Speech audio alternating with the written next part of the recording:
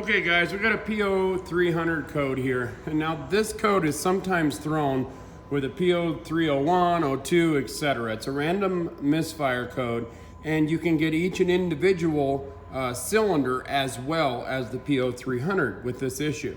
Now, some of the things to look for on a p0300, especially on these Jeeps. Fuel pump, people are looking at low fuel pressure. There is vacuum leaks, EGR system malfunctions, internal engine. Sometimes you can have a compression problem that can cause this. Faulty coils, faulty wires, camshaft, crankshaft sensors, etc. So on this particular vehicle, this is a pretty common issue.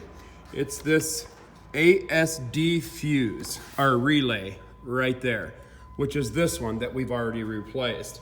So what happens with this relay, let me see where I set it. Right here, can you see that center pin, how it's burnt out right there? What happens with this relay is it's working fine until it gets warm. And you can see right here, it's nowhere near the fan or anything. It relies on air while moving.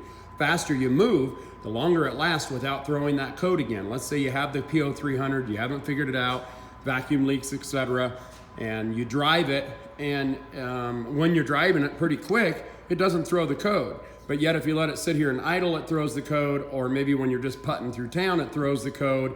But when you're moving pretty quick, it doesn't throw the code. And it's because there's more air going on that relay. That little bit of a difference can make a difference. And so if you're having that p0300 code and you can't figure out what it does, you've done compression tests, changing coils, changing plugs, etc.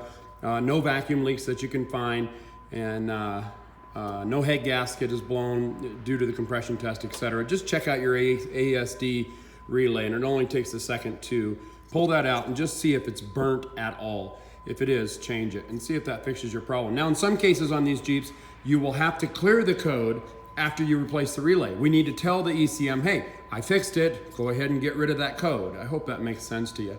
So please do me a favor, please click like, please click subscribe, click on my name underneath this video for all my other how-to videos, and as always guys, enjoy.